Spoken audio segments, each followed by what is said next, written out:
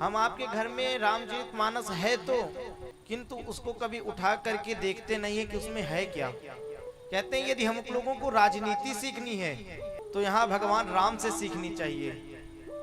यदि हम लोगों को परिवार में अपने पिता के साथ कैसे रहना है तो हमें रामचरितमानस से सीखना चाहिए। हमें अपने भाइयों के साथ किस प्रकार से रहना है, अपने पत्नी के साथ किस प्रकार से रहना है, व्यवहार करना है, अपने समाज के साथ किस प्रकार से उठना बैठना है, व्यवहार करना है, ये सारा विषय रामचरितमानस सिखाती है और कोई ग्रंथ नहीं सिखाता। ये हम लोगों को जीना सिखा रही है। कहते हैं कि यह जो रामचरितमानस है भगवान शंकर के हृदय से निकला है। भोले बाबा अपने हृदय में धारण किए हैं रामचरितमानस को। रचि महेश निज मानस राखा, इसको अपने हृदय में धारण किए हैं। और ये कोई हृदय में धारण किए हैं, ये कहते हैं रामचरितमानस भगवान भोले बाबा का, राम भगवान का प्रेम ही जो है ये हम लोग के सामने प्रकट होकर के आया है। पाई सुसमय शिवासन भाषा, कहते हैं शुभ समय जान करके मान करके उसको हम लोग के सामने प्रकट किया गया है। कहते हैं जब तक रामचरितमानस को हम लोग एक एक पात्र को अच्छे से सुनेंगे नहीं, अच्छे से देखेंगे नहीं, तब तक हृदय में उतरने वाला नहीं है। और जिस दिन आप मानस को और मानस के एक एक पात्रों को आपने अच्छे से श्रवण कर लिया, उस दिन आपको संसार में किसी भी प्रकार की दिक्कत नहीं होगी, किसी भी प्रकार का आपसे विरोध नहीं होगा। आपके हृदय में चिंतन बना रहता है। हर एक क्षण सोचते हैं कि अगला व्यक्ति हमारे विषय में क्या सोच रहा होगा। एक निगेटिव भी होता है, एक पॉजिटिव भी होता है, किंतु हम लोग के दिमाग में अधिकतर निगेटिविटी ज्यादा आती है। किंतु हम आप रामचरितमानस को देखे हैं और अध्ययन कर रहे हैं, यहाँ पर श्रवण कर रहे हैं 7 दिनों से। यहाँ पर कोई ऐसा पात्र नहीं है।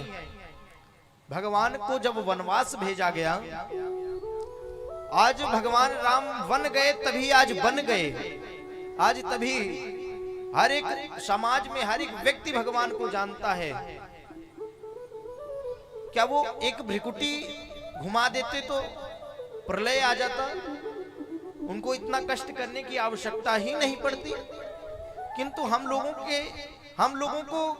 के जीवन को सहज बनाने के लिए उन्होंने अपने जीवन को कठिन बनाया कि अपने जीवन को हम कठिन बनाएंगे तब आगे चल के जितने भी हमारे भक्त रहेंगे, जितने भी लोग रहेंगे, वो अपने जीवन को सहजता पूर्वक से जी पाएंगे।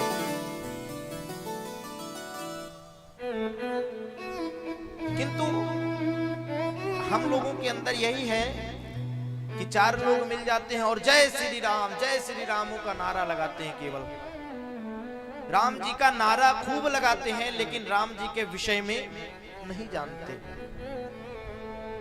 किंतु अभी कोई पंडित जी आ जाए तो उनके बाबा के विषय में जरूर पूछने लगेंगे पंडित जी से। राम जी के बाबा भैया क्या करते थे? हाँ, अरे मूर्ख, पहले राम जी को समझो। हाँ, श्रवण के माता पिता को जानना चाहते हो लेकिन श्रवण को नहीं जानते हो। हाँ? अरे पहले राम जी को समझो कि राम जी कौन है, क्या करते हैं, उनका स्वभाव कैसा है। हम आप सब लोग चाहते हैं कि हमारा पुत्र राम जैसा हो, हमारे पुत्र के अंदर कोई कमी ना हो। किंतु आप भी कभी विचार किए हम भी दशरथ की तरीके हो? हाँ?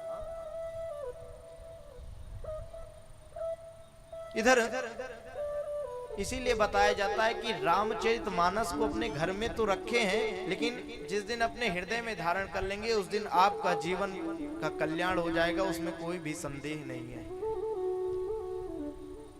इसीलिए राम कथा हर एक जनपद में, हर एक क्षेत्र में होनी चाहिए। भागवत कथा हर एक जगह होती है, किंतु सबसे पहले हमें राम कथा सुनना चाहिए। भागवत कथा सुनने से पहले, जब हम भागवत कथा सुनने से पहले राम कथा को सुन लेंगे, राम कथा को जान जाएंगे, तब हमें अपने जीवन में किसी प्रकार की कठिनाई से सामना उठाना नहीं पड़ेगा।